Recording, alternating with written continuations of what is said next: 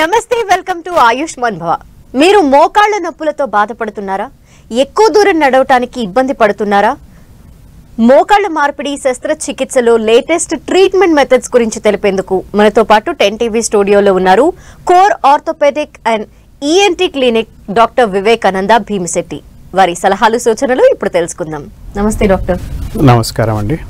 Last week చాలా విషయాలు తెలియజేశారు అండ్ ఈ వీక్ కూడా ఇంకొన్ని విషయాల గురించి ప్రజలకు అవగాహన కలిగిద్దాం. సో మోకాళ్ళ మార్పిడి అంటే ఏంటి అనేది ఒకసారి తెలియజేయండి. సో మనము మోకాళ్ళ మార్పిడి అంటే బేసికలీ అదొక సర్జరీ అండి. సో మనం అరిగిపోయిన మోకాలు ఏదైతే ఉందో ఆ గుజ్జు అరిగిపోయిన గుజ్జు మొత్తం తీసేసి మనం దాని ప్లేస్లో ఇనుప మోకాలు అనేది పెట్టడం జరుగుతుంది అనమాట. సో ఇది మోకాళ్ళ మార్పిడి ఆపరేషన్. సో మోకాళ్ళ మార్పిడి ఆపరేషన్లో అనేక రకాలు ఉన్నాయండి. అంటే పార్షియల్ నీ రీప్లేస్మెంట్ అంటాం, అంటే కొంత భాగం మాత్రమే తీసి మార్పిడి చేయడం అనేది ఉంది, లేదా పూర్తిగా మోకాలు మొత్తం మార్చేసి సర్జరీ చేసే అవకాశం ఉంది. సో పూర్తిగా మార్చేస్తే దాన్ని టోటల్ నీ రీప్లేస్మెంట్ అని అంటామన్నమాట. సో మనం సాధారణంగా ఎక్కువ మోకాళ్ళ మార్పిడి గురించి మాట్లాడినప్పుడు మనం మాట్లాడేది టోటల్ నీ రీప్లేస్మెంట్ గురించి మాత్రమే. సో పార్షియల్ నీ రీప్లేస్మెంట్ అనేది అంత ఎక్కువగా చేయడం జరగదు, ఎందుకంటే దాని చాలా లిమిటేషన్స్ ఉన్నాయి, దాని స్కిల్ లెవెల్ ఎక్కువ కావాల్సి వస్తుంది. ప్లస్ ఎవరైతే అర్హులు ఉంటారో పేషెంట్స్ చాలా తక్కువ మంది ఉంటారు అన్నమాట దానికి. సో ఎవరికి అవసరం అంటారు, ఎటువంటి వారికి? సో మోకాళ్ళ మార్పిడి అనేది మొత్తం గ్రేడ్ 4 ఆర్థరైటిస్ అంటామండి. అంటే పూర్తిగా గుజ్జంతా అరిగిపోయిన వాళ్ళల్లోనే మోకాళ్ళ మార్పిడి చేయడం జరుగుతుంది. అంటే పార్షియల్గా అరిగిన వాళ్ళల్లో అనేక వేరే రకాల ట్రీట్మెంట్లు, ఎక్సర్సైజ్లు మనం ఇంత ముందుగా మనం దాని గురించి ఆల్రెడీ డిస్కస్ చేసామన్నమాట పోయిన వారము. సో ఎవరైతే ఏ ట్రీట్మెంట్ కూడా పని చేయట్లేదు, అంటే మందులు పని చేయట్లేదు, ఎక్సర్సైజ్లు పని చేయట్లేదు, బరువు తగ్గట్లేదు, రకరకాల కారణాల వల్ల ప్రాబ్లం అనేది కంట్రోల్ అవ్వకుండా గ్రేడ్ 4 ఆర్థరైటిస్కి వెళ్ళిన వాళ్ళల్లో ఖచ్చితంగా మోకాళ్ళ మార్పిడి అనేది పరిష్కారం ఉంటుంది. ఓకే, సర్జరీస్ ఎన్ని టైప్స్ ఉన్నాయి డాక్టర్ వీటిలో? సో మోకాళ్ళకి అంటే ఆర్థరైటిస్కి అంటే అరుగుదలకి సంబంధించిన సర్జరీలు కొన్ని ఉన్నాయండి. సో మనం కన్జర్వేటివ్ సర్జరీస్ అంటే జాయింట్ని పూర్తిగా మార్చకుండా చేసే సర్జరీలు కొన్ని ఉన్నాయి. సో కీ హోల్ సర్జరీ అనేది ఒక రకం అండి. సో కీ హోల్ సర్జరీలో ఏం చేస్తామంటే ఈ జాయింట్లో అరిగిన పదార్థాలన్నీ లూజ్ బాడీస్గా అంటే రాళ్ళలాగా చేరి జాయింట్లో తేలుతూ ఉంటాయి అన్నమాట. సో అవి ఏమైతే నడకలో లేదంటే ఎక్కువ మెట్లు ఎక్కడం దిగడం జరిగినప్పుడు ఆ రాళ్ళు లాంటివి జాయింట్ మధ్యలో ఇరుక్కొని విపరీతమైన బాధ నొప్పి కలిగిస్తాయి. సో ఈ కీ హోల్ సర్జరీ ద్వారా ఏం చేస్తామంటే ఆ రాళ్ళ లాంటి పదార్థాలు అంటే వీటి లూజ్ బాడీస్ అంటామండి, ఆస్టియోఫైట్స్ అంటాం. సో ఈ లూజ్ బాడీస్ అన్నీ తీసేస్తే వాళ్ళకి కాస్త ఉపశమనం జరుగుతుంది. అంటే ఈ సర్జరీ వల్ల కొత్తగా గుజ్జు పెరిగే అవకాశం అయితే లేదండి. ఇంకో రకం ఏంటంటే ఆల్రెడీ మనం లాస్ట్ వీక్ దాని గురించి మాట్లాడుకున్నాము. సో అలైన్మెంట్ మార్చడం. సో ఈ మోకాల అరుగుదలలో ఏమవుతుందంటే కాళ్ళు లోపల వైపు వంగడం కానీ లేదా బయట వైపు వంగడం కానీ జరుగుతుందన్నమాట. సో ఎటువైపు వంగినా కూడా దీన్ని కరెక్టివ్ ఆస్టియోటమీస్ అంటాం. అంటే అలైన్మెంట్ని తీసుకురావడానికి ఆ వంగిన మోకాల్ని స్ట్రైట్గా చేస్తే ఆ వంగిన దగ్గర బరువు పడే ఇది అవకాశం తగ్గి వాళ్ళకి కాస్త నొప్పి ఉపశమనం జరిగే అవకాశం ఉంటుందన్నమాట. ఓకే, ఒక కాలర్ ఉన్నారు. యా, సల్మాన్ గారు నమస్తే అండి, సమస్య చెప్పండి డాక్టర్కి. సల్మాన్ గారు.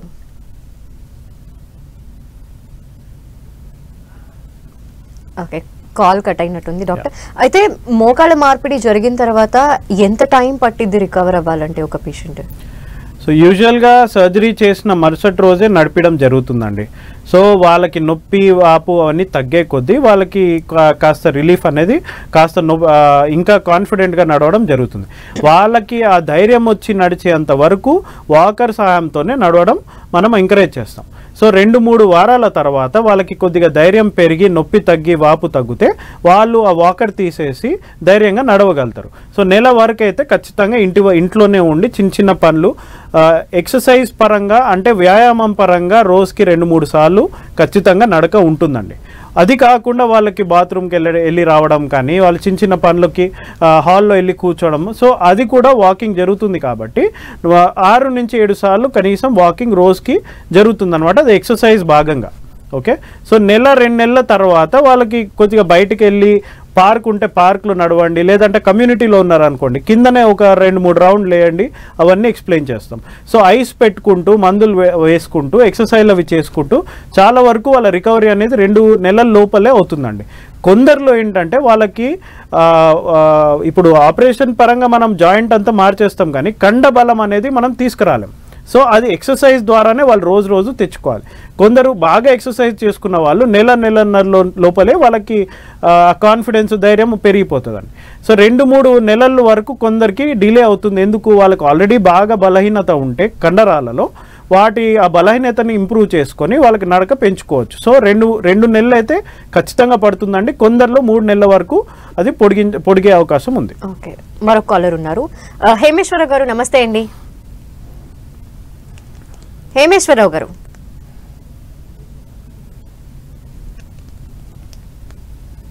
ఓకే డాక్టర్, వన్స్ ఈ ట్రీట్మెంట్ అయిపోయిన తర్వాత రికవరీకి చాలా టైం పట్టిద్ది అని ఒక అపోహ ఉంది. దాని గురించి ఒక క్లారిటీ అయితే ఇచ్చారు. అండ్ ఇంకొకటి ఏంటంటే స్టెప్స్ ఎక్కడం దిగడం చాలా కష్టమని, అలాగే కూర్చోవటం కూడా కష్టమని వాళ్ళు అంటూ ఉంటారు. కూర్చోవచ్చు అంటారా? సో ఆల్రెడీ ఇప్పుడు వాళ్ళకి 10 ఏళ్ళలో ఈ మోకాలతో బాధపడే వాళ్ళు మీరు గమనిస్తే వాళ్ళు 10 ఏళ్ల కిందటే కింద కూర్చోవడం అనేది మానేసి ఉంటారండి. అంటే లైఫ్ స్టైల్ పరంగా వాళ్ళ పనుల పరంగా కింద కూర్చోకుండా ఎలా పనులు చేసుకోవాలనేది ఒకటి వాళ్ళకు ఒక సిస్టమ్ ఏర్పరచుకుంటాడు.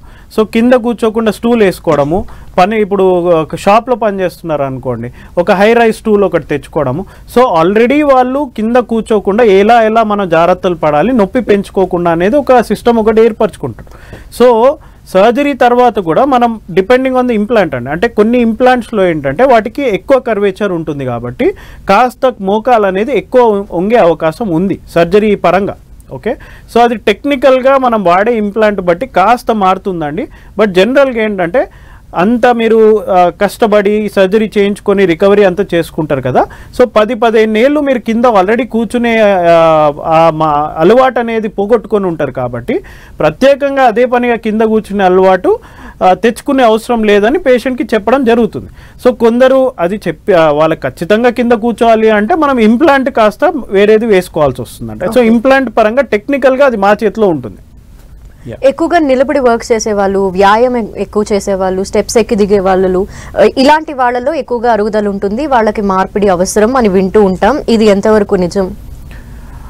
అలా ఏం లేదండి. ఇప్పుడు మీరు కన్స్ట్రక్షన్ సైట్లో లేబర్ని చూసుకుంటే వాళ్ళంతా మెట్లు ఎక్కడం దిగడం ఎవరు చేయరండి. ఓకే, సో వాళ్ళలో అంత అరుగుదల ఎందుకు ఉండట్లేదు?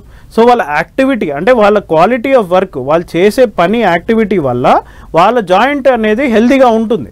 ఓకే, సో ఎప్పుడో ఒకసారి ఇప్పుడు జీవితం మొత్తం అలవాటు లేని వాళ్ళు తిరుపతి కొండెక్కారు అనుకోండి. సో వాళ్ళకి అలవాటు లేని పని కాబట్టి సడన్గా అలవాటు లేని పని ఎక్కువగా చేస్తే అప్పుడు అరుగుదల స్టార్ట్ అయ్యే అవకాశం ఉంది. పూర్తిగా అరిగిపోకపోవచ్చు, బట్ అక్కడి నుంచి మొదలవ్వచ్చు. సో మనం రెగ్యులర్గా ఎక్సర్సైజ్లు అవి చేసుకుంటూ ఉంటే ఎప్పుడో ఒకసారి ఒత్తిడి పెంచుకున్నా కూడా మనకి ఏ ఇబ్బంది రాదు. మెట్లెక్కి దిగి అవన్నీ మన పరిపరంగా రోజు ఉంటే దానివల్ల పెద్ద ఇబ్బంది ఉండదండి. సో మనకి ఎక్సర్సైజ్లు అవి చేయకుండా మనం ఎప్పుడో ఒకసారి ఎక్కువ ఎక్కడం దిగడం జరిగినా, లేదా ఒకటేసారి అలవాటు లేకుండా మనము ఎక్కువ దూరం నడిచినా అప్పుడు అరుగుదల అనేది మొదలయ్యే అవకాశం ఉంటుందండి. మనం వెంటనే గుర్తించి దానికి ట్రీట్మెంట్ తీసుకుంటూ ఎక్సర్సైజ్ చేసుకుంటూ అక్కడికక్కడ మనం దాన్ని అరికట్టచ్చు.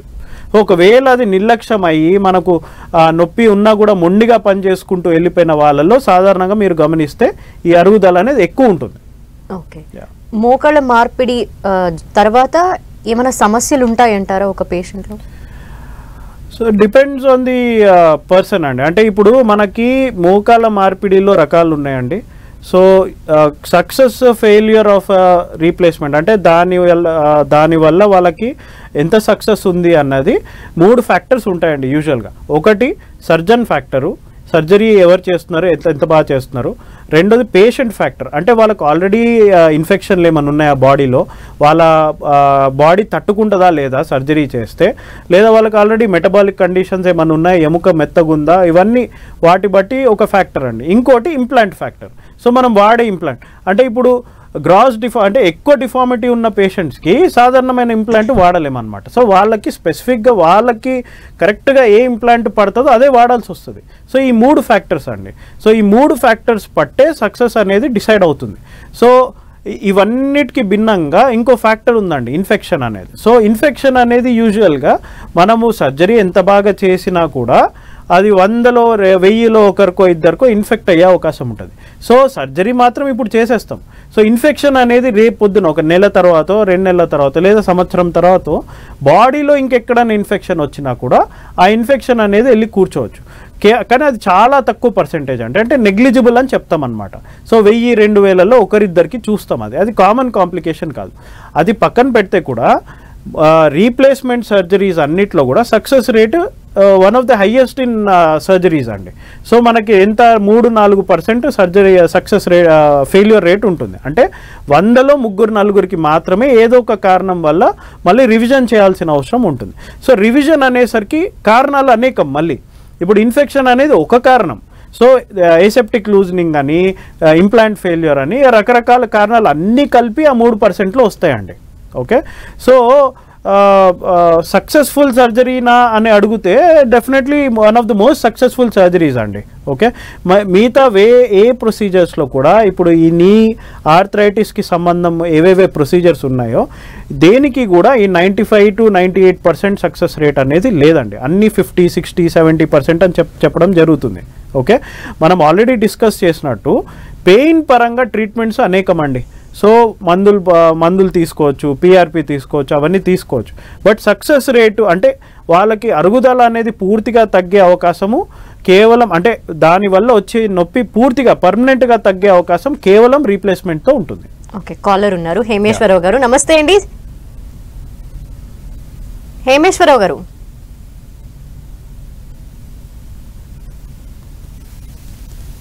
ఎస్ డాక్టర్, రోబోటిక్ సర్జరీ అని కూడా వింటున్నాం. అంటే రోబోలే చేసేస్తాయి అంతా కూడా అని చెప్తున్నారు. అది ఎలా సాధ్యం, ఏ విధంగా జరుగుతుంది సర్జరీ అనేది ఒకసారి? సో రోబోటిక్ సర్జరీ అనేది ఇట్ ఈస్ రోబోటిక్ అసిస్టెడ్ అండి. ఇట్ ఈస్ నాట్ రోబోట్ చేసేది సర్జరీ అంతా. సో రోబోట్ వెనకల పక్కన నిల్చొని రోబోట్ చేతిని ఆడిచ్చేది మళ్ళీ సర్జన్ మాత్రమే. ఓకే, సో అదో పెద్ద అపోహ ఉందండి, రోబోటిక్ అంటే రోబోటిక్ చేసేస్తుందని. సో రోబోట్తో చేపించే సర్జరీలో కూడా స్కిల్ అంతా సర్జన్దే ఉంటుందండి. రోబోట్ని మనం ఎక్కడ ఓన్లీ ఆ బోన్ని కట్ చేసేందుకు వాటిని అలైన్మెంట్ తెచ్చేందుకు మాత్రమే రోబోట్ని వాడడం జరుగుతుంది. ఓకే, సో ఇప్పుడు రోబోట్కి కన్వెన్షనల్ సర్జరీస్కి అంటే ఇప్పుడు మనం మామూలుగా చేసే సర్జరీస్కి పెద్దగా డిఫరెన్స్ ఉందా అంటే స్టడీస్ ప్రకారంగా అయితే లాంగ్ టర్మ్ స్టడీస్ రోబోటిక్ సర్జరీస్కి ఇంకా లేవండి. ముందు రానున్న కాలంలో డెఫినెట్గా వస్తాయి. ఓకే, ఇప్పుడున్న దీనిలో అయితే దాని అడ్వాంటేజెస్ ఉన్నాయండి, డిసడ్వాంటేజెస్ ఉన్నాయి రోబోటిక్. సో అడ్వాంటేజెస్ ఏంటి అంటే మనకి ఈ ఎక్స్ట్రా ఆర్టికులర్ డిఫార్మిటీస్ అంటాం. అంటే ఒకవేళ ఎముక తీసుకున్నారనుకోండి, అరుగుదల అనేది మామూలుగా ఈ లెవెల్లో ఉంటుందండి. ఓకే, సో ఈ లెవెల్లో ఉన్న అరుగుదలని ఇంట్రా ఆర్టికులర్ డిఫార్మిటీ అంటాం. అంటే జాయింట్ లోపల అరిగినందువల్ల ఎముక అనేది వంగడం జరుగుతుంది. ఎక్స్ట్రా ఆర్టికులర్ డిఫార్మిటీస్ అంటే ఈ భాగంలో ఏదన్నా ఫ్రాక్చర్ వల్ల కానీ లేదంటే ఎముక మెత్తబడి వంగిపోవడం వల్ల కానివ్వండి, రకరకాల కారణాల వల్ల ఎక్స్ట్రా ఆర్టికులర్ డిఫార్మిటీస్ అంటే ఈ ఎముకలోనే వంగడం ఉందనుకోండి, దాన్ని కేవలం రోబోట్తోనే మనము దాని అలైన్మెంట్ అనేది తీసుకురావచ్చు. సో దాని అడ్వాంటేజెస్ దానికి ఉన్నాయండి. ఇంకొకటి కైనమాటిక్ అలైన్మెంట్ అని ఇప్పుడు ఈ రోబోట్తో వచ్చే కాన్సెప్ట్ అదే అండి. సో దాని ఈ ప్రిన్సిపల్ ఏంటంటే అలైన్మెంట్ అనేది కరెక్ట్గా పెడతారు కాబట్టి ఆ పేషెంట్కి సంబంధం అలైన్మెంట్ పేషెంట్కి స్పెసిఫిక్ అనమాట. అంటే అదే అలైన్మెంట్ వేరే పేషెంట్కి మనం వాడం. సో ఆ రోబోట్ ద్వారా ఆ పేషెంట్కి ఏ అలైన్మెంట్ కావాలో అది తెచ్చి పెడతామన్నమాట. సో ఇంత చేస్తే మనకేమన్నా యాడెడ్ అడ్వాంటేజెస్ పెద్దగా ఉన్నాయంటే స్టడీస్ ప్రకారంగా అయితే కన్వెన్షనల్ అంటే రెగ్యులర్ రీప్లేస్మెంట్స్కి రోబోటిక్స్కి పెద్ద తేడా ఏం లేదండి. ఓకే, పెయిన్ ఫ్రీ అనేది ఒక అపోహ ఉందన్నమాట. అంటే రోబోటిక్ చేసుకుంటే అస్సలు పెయిన్ ఉండదు అనేది పెద్ద అపోహ అనమాట. రోబోటిక్ సర్జరీ అయినా కూడా రెగ్యులర్ సర్జరీ అయినా కూడా మనకి గాయం వేయంది అంటే కాటు వేయంది సర్జరీ చేయలేం. లేదా కీహోల్ సర్జరీ ద్వారానో ఏదో రీప్లేస్మెంట్ అనేది జరగదండి. సో గాయం వల్ల నొప్పి రోబోట్ వల్ల ఉంటుంది, లేదా కన్వెన్షనల్ మన రెగ్యులర్ రీప్లేస్మెంట్స్ వల్ల కూడా ఉంటుంది అనమాట. సో నొప్పి తగ్గుతుంది అంటే కేవలం మనం ఇచ్చే ఆపరేషన్ తర్వాత మనం వాడే మందుల వల్ల, లేదా ఈ బ్లాక్స్ వల్ల, లేదా మనము ఇంట్రాఆర్టికులర్ అంటే జాయింట్ లోపలే మనం కొన్ని మందులు ఇవ్వడం జరుగుతుంది సర్జరీ అప్పుడే. సో ఈ మందుల వల్ల నొప్పి తగ్గడం జరుగుతుంది, కానీ రోబోటిక్ సర్జరీ చేస్తే నొప్పి ఉండదు అనేది పెద్ద అపోహ అండి. అది తప్పు. సో అసలు పెయిన్లెస్ ట్రీట్మెంట్స్ అనేవే లేవా అంటారా? పెయిన్లెస్ సర్జరీస్ లేవండి. ఓకే, సర్జరీ అనగానే మనం కాటు పెడతాం, కాటు పెట్టగానే డెఫినెట్గా నొప్పి ఉంటుంది. సో నొప్పి ఎంత వరకు ఉంటుంది అన్నది మళ్ళీ పేషెంట్ నుంచి పేషెంట్ మారుతుందండి. మీరు కింద పడితే ఎక్కువ నొప్పి ఉండొచ్చు, నేను కింద పడితే తక్కువ ఉండొచ్చు నొప్పి. ఓకే, సో మన పెయిన్ థ్రెషోల్డ్ బట్టి ఒక్కొక్కరికి కొందరికి తక్కువ ఉంటుంది నొప్పి, కొందరికి ఎక్కువ ఉంటుంది. సో ఏ సర్జరీ అయినా కూడా అండి, రోబోటిక్ కానివ్వండి లేదా ఈ రెగ్యులర్ రీప్లేస్మెంట్ కానివ్వండి, మనము అనెస్థెటిస్ట్తో మాట్లాడి మందులు దాని ప్రకారంగా పెట్టడం జరుగుతుంది అనమాట. సో ఆపరేషన్ టైంలో ఇచ్చే మందులు బట్టి లేదా ఆపరేషన్ తర్వాత మనం వాడే మందులు బట్టి నొప్పి అనేది ఎంత ఉంటుంది, ఎంత ఉండదు, ఎంత తగ్గియచ్చు, అసలు తగ్గుతుందా లేదా అన్నది ఆ మందులు బట్టి డిసైడ్ అవుతుంది. కానీ సర్జరీ బట్టి ఆ పెయిన్ అనేది పెద్దగా మారదండి. ఓకే, మోకాళ్ళ ఆర్థరైటిస్కి ఏమేమి ట్రీట్మెంట్స్ ఉన్నాయి, ఎటువంటి సర్జరీస్ ఉన్నాయి? అది ఇందాక ఆల్రెడీ డిస్కస్ చేసామండి. సో కీహోల్ సర్జరీ అనేది ఒకటి, ఏది మనం లూజ్ బాడీస్ అవన్నీ తీసేయడము, ఆ జాయింట్ అంతా క్లియర్ చేయడము. ఒకవేళ మనకి ఈ గుజ్జు అనేది అరిగిన లేదా లూజ్గా అరిగిన భాగం అంతా లూజ్గా జాయింట్లో ఇబ్బంది అడ్డపడుతుందండి. సో అడ్డపడ్డ జాయింట్ ఈ అరుగుదల పార్ట్లన్నీ లేదా ఈ మెనిస్కస్ అనేది ఒకటి గుజ్జులాగా ఒకటి ఉంటుందండి, మెనిస్కస్ అని. ఆ టేర్ వల్ల వాటి వల్ల ఏమన్నా జాయింట్లో ఇబ్బంది వస్తే వాటిని అంతా షేవ్ చేసేసి క్లీన్ చేసి బయటికి రావడం జరుగుతుంది అనమాట. ఓకే, సో ఇది keyhole surgery. Next already alignment గురించి మాట్లాడాం మనం. సో ఆస్టియోటమీస్ చేస్తామంట, మీడియల్ ఓపెన్ వెజ్ ఆస్టియోటమీ అని, లేటరల్ క్లోజ్ వెజ్ ఆస్టియోటమీ. సో ఇవన్నిటి ద్వారా ఏంటంటే వంగిపోయిన ఎముకని కాస్త స్ట్రైట్ చేస్తాం. సో ఇవి ఎవరికి వర్తిస్తాయంటే మొత్తం జాయింట్ అంతా అరగకుండా కేవలం ఒక పార్ట్ మాత్రమే అరిగిన వాళ్ళల్లో ఈ సర్జరీ అడ్వైస్ చేయడం జరుగుతుంది. సో ఇంకా లేటెస్ట్గా మనకి కాండ్రో ఫిల్లర్స్ అని వేరే కొత్త కొత్త టెక్నిక్స్ వస్తున్నాయి. అంటే అవి ఇంకా రీసెర్చ్ స్టేజ్, అంటే పూర్తిగా లాంగ్ టర్మ్ స్టడీస్ లేవు కానీ ప్రామిసింగ్ రిజల్ట్స్, అంటే చేసిన వాళ్ళలో బాగుంది అన్న ఒక ఇది ఉందండి, రీసెర్చ్ ఉంది. సో అవేంటంటే మనం జాయింట్ ఓపెన్ చేసి కాలు రీప్లేస్మెంట్ చేయకుండా జాయింట్ దగ్గర ఎక్కడైతే డ్యామేజ్ ఉందో అక్కడ మాత్రమే గుజ్జుని పెట్టేసి అరిగిన గుజ్జుని కవర్ చేయడం, అదొక టెక్నిక్ అండి. సో ఇది గ్లోబల్ ఆర్థరైటిస్, అంటే జాయింట్ అంతా అరిగిపోయింది అనుకోండి, వాళ్ళకి వర్తించదు ఇది. ఎక్కడైతే ఒక చిన్న హోల్ లాగా అరుగుదల ఉందనుకోండి, ఆ హోల్ ఒక్కటి మనం క్లియర్ చేసి అక్కడ బూడ్చడం జరుగుతుంది అనమాట. ఈ కాండ్రోఫిల్లర్ అనేది లేదా కార్టిలేజ్ అనేది ఆటోలాగస్ కార్టిలేజ్ ఇంప్లాంటేషన్ అని జరుగుతుందన్నమాట. సో ఆ అరుగుదల ఎక్కడ ఉందో అది ఫోకల్ డిఫెక్ట్ అంటాం. అంటే చిన్న ఒకటే ఏరియాలో గుంతలాగా జాయింట్ డ్యామేజ్ అయింది అనుకోండి, ఆ గుంతని మాత్రం తవ్వేసి ఆ గుంతలో ఈ కార్టిలేజ్ పెట్టడం జరుగుతుంది. సో అవి కూడా ఇంకా లాంగ్ టర్మ్ స్టడీస్ రావాలండి, బట్ కరెంట్లీ అయితే అవి కొందరు చేయడం జరుగుతుంది. ఓకే, కాలర్ ఉన్నారు, కిరణ్ గారు. నమస్తే అండి. మేడం నమస్తే అండి. సమస్య చెప్పండి డాక్టర్కి. సార్ నమస్తే సార్. నమస్తే అండి, చెప్పండి సార్. సార్ నా పేరు కిరణ్ సార్, నా ఏజ్ వచ్చి 36. ఓకే, నేను వెయిట్ వచ్చి 98 kgs ఉన్నాను సార్. ఓకే, నాకు లెఫ్ట్ లెగ్ నీ దగ్గర 4.5 months నుంచి పెయిన్ గా ఉండింది. ఓకే సార్ హాస్పిటల్కి కన్సల్ట్ అయితే ఎంఆర్ఐ చేయించారు, ఫస్ట్ ఎక్స్రే చేసి ఎంఆర్ఐ చేయించారు. ఓకే, ఏసీఎల్ బ్రేక్ అయింది అని చెప్పారు సార్. ఓకే, తర్వాత ఫిజియో చెప్పించారు, చేశాను. మళ్ళీ వచ్చి 10 lakhs క్యాల్సిల్ అనేసి టాబ్లెట్స్ మెన్షన్ చేశారు. ఓకే, వాడాను సార్. వాడినప్పుడు కొంచెం బెటర్ గా ఉంటది. నాకు మళ్ళీ రొటీన్ పెయిన్ ఇప్పుడు హెవీ అయిపోయింది సార్. అంటే స్టెప్స్ డౌన్ అవ్వలేను, అప్ ఎక్కగలుగుతా. సో ఎంఆర్ఐలో ఏసీఎల్ టేర్ అని ఉందనుకోండి, అది మనకి మన ఇంజురీ వల్ల అయిందా టేరు, లేదంటే ఇప్పుడు డీజనరేటివ్ టేర్. సో 36 yearsకి డీజనరేటివ్ టేర్ అవ్వడం అనేది కొంచెం ఛాన్సెస్ తక్కువ అండి. అంటే మీరు ఇంతకుముందు ఏదైనా ఎక్కడైనా కాలు బెనకడం కానీ లేదా డ్యాన్స్ వేసేటప్పుడు కానీ లేదంటే ఎక్కడైనా దూకినప్పుడు కానీ కాలు ట్విస్ట్ అయిన హిస్టరీ ఉందనుకోండి, సో మనం ఏసీఎల్ టేర్ ఏ గ్రేడ్లో ఉంది అన్న దాన్ని బట్టి ఫస్ట్ ఏసీఎల్ ట్రీట్మెంట్ తీసుకోవాలి. ఓకే, సో ఏసీఎల్ ట్రీట్మెంట్లో అది మళ్ళీ కంప్లీట్లీ డిఫరెంట్ అండి. అంటే మనకి స్పోర్ట్స్ ఇంజురీ కింద వస్తుందన్నమాట. సో అది అరుగుదల కింద రాదండి. ఒకవేళ మనకి ఈ ఏసీఎల్ టేర్ వల్ల జాయింట్ డైనమిక్స్ మారిపోయి అరుగుదల ఎక్కడన్నా మొదలైంది అనుకోండి, దానికి ఎక్సర్సైజ్లు అవి చేసుకుంటూ వెయిట్ తగ్గించుకొని అవన్నీ కొద్దిగా చిన్న చిన్న చిట్కాలు పాటించుకుంటూ మనం ఉన్న ప్రాబ్లం పెరగకుండా చూసుకోవచ్చండి. ఓకే, అండ్ రోబోటిక్ సర్జరీ గురించి మాట్లాడుకున్నాం, అందులో ఏదైనా అడ్వాన్స్మెంట్స్ ఇంకా రాబోతున్నాయా డాక్టర్? రోబోటిక్లో ప్రస్తుతానికైతే ఐ థింక్ ఇట్స్ ఆల్రెడీ మంచి అంటే అడ్వాన్స్డ్ దీనిలోనే ఉందండి. అదే చెప్తున్నానండి. సో మనకు పూర్వం అంతా లక్షల కోట్ల రీప్లేస్మెంట్స్ అన్నీ వితౌట్ రోబోట్ అయిన సందర్భంలో రివిజన్ రేట్స్ 3-4% మించి దాటలేదండి. అంటే మనం అన్ని సర్జరీలు చేసినా కూడా ఏది రోబోట్ లేని కాలంలో కూడా రివిజన్ రేటు 100-3 కంటే ఎక్కువ దాటలేదు. సో రోబోటిక్తో ఏమన్నా విపరీతంగా అంటే ఆ 3 కాస్త 1 అవుతుందా అంటే అలాంటి పరిస్థితి లేదు. సో ఎక్స్ట్రాగా పెద్దగా గ్రేట్ అడ్వాంటేజ్ ఏమన్నా ఉంటుందా రోబోట్ వల్ల అంటే అంతగా లేదని చెప్పుకోవచ్చండి. బట్ డెఫినెట్లీ థియరిటికల్గా అంటే వాళ్ళు ప్రామిసింగ్ రిజల్ట్స్ మనము 10 years 20 years ఎక్స్పెక్ట్ చేయొచ్చు అనే ఆశతోనే రోబోటిక్కి వెళ్ళడం జరుగుతుంది అనమాట. ఓకే, కాలర్ ఉన్నారు నాగభూషణ్ రావు. నమస్తే అండి. నమస్తే మా డాక్టర్ గారు మీకు ఫోన్ చెప్పండి, వింటున్నారు. అదే డాక్టర్ గారు చెప్పండి. నాకు టీకార్ అయింది సార్, 5 నెలలు అయింది. డాక్టర్ మీరు చూసుకొని చేశారు సార్ నాకు. ఓకే అండి. ఇప్పుడు 5 నెలల 20 రోజులు అయింది సార్. ఓకే. ఫస్ట్ 9 రోజులు మీరు చెప్పినట్టుగానే వాకతో నడిచాను సార్.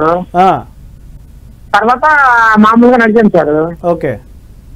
ఇప్పుడు కూడా మామూలుగా నడుస్తున్నాను, కొంచెం కూడా మామూలు నడుస్తున్నాను సార్. ఎక్సైజ్ కొంచెం చెప్పడం చేస్తున్నాను సార్. కానీ ముడుకులైనా కొంచెం ఫస్ట్ లో ఉన్న 3-4 వాపు ఉంది సార్. వాపు ఉంది, ముడుక వాపు ఉంది సార్. వాపు ఎక్కడుందండి? మోకాల దగ్గరనా కాళ్ళ పాదంలోనా? మోకాలు దగ్గర సార్. ఆపరేషన్ ఎక్కడ చేశారు అక్కడ సార్. ఎక్కడైతే మనకి రాడ్ వేసారో అక్కడ సార్. అది వాపు చాలా కారణాల వల్ల రావచ్చండి. ఒకసారి మీ డాక్టర్ని కలిసి దాని గురించి డిస్కస్. పర్వాలేదు నాన్నగారు, పర్వాలేదు అని చెప్తున్నారండి. ఏం పర్లేదు అని అవదు. మనకి సక్సెస్ అయింది ఆపరేషన్ సక్సెస్ వెళ్తే సార్ మనకి సక్సెస్ అయిందా లేదా అని ఎలా తెలుస్తుంది మనకి? సక్సెస్ అనేది మన నొప్పి బట్టే ఉంటుందండి. వాపు రావడం పోవడం అనేది కొందరిలో కొన్ని నెలల వరకు ఉంటుందండి. సో మనం ఏం చెప్పడం జరుగుతుందంటే ఐస్ పెట్టుకుంటూ ఉండాలి, ఎక్సర్సైజ్ చేసుకుంటూ ఉండాలి. కాస్త మనకు ఆ కండ బలం వచ్చేంత వరకు దూరం నడవడం అలాంటి పనులు పెట్టుకోకూడదండి. ఇప్పుడు మనము ఇందాక చెప్పినట్టు మోకాలు మార్పిడి చేసామే తప్పితే మీ కండ బలం అనేది తీసుకురాలేదండి. సో మీరు ఎన్నో సంవత్సరాల నుంచి ఇబ్బంది పడి నడక తగ్గించుకొని ఒకటే దగ్గర ఇంట్లో ఉన్నప్పుడు మీ కండ అనేది పూర్తిగా బలహీనంగా అయిపోయి ఉంటుందండి. సో మనం నడక పెంచుకొని ఎక్సర్సైజ్ చేసుకుంటూ ఫస్ట్ మన కండ బలం పెంచుకున్నాకనే మనం దూరం నడవడం అనేది ప్రయత్నం చేయాలి. సో కండ బలం పెరగలేదనుకోండి, దానివల్ల తరచూ వాపు రావడం పోవడం అనేది జరుగుతుంది. మీరు రాత్రి పడుకొని లేదా ఒక వారం విశ్రాంతి తీసుకుంటే వాపు అనేది పోతుంది, మళ్ళీ కొద్దిగా దూరం నడుస్తే వాపు రావచ్చు. సో అలాంటి పరిస్థితిలో ఏంటంటే ఐస్ పెట్టుకుంటూ ఉండడం, మందులు నొప్పి ఉంటే మందులు వేసుకోండి, లేదంటే అవసరం లేదు, ఐస్తో మేనేజ్ చేయొచ్చు. సో మనకి ఈ వాపు నొప్పి అవన్నీ మనకు రెస్ట్తో తగ్గుతున్నాయి. కేవలం దూరం నడుస్తే నొప్పి వస్తుంది అనుకోండి, అది కేవలం మన కండబలం లేకపోవడం వల్ల అని భావించవచ్చు అనమాట.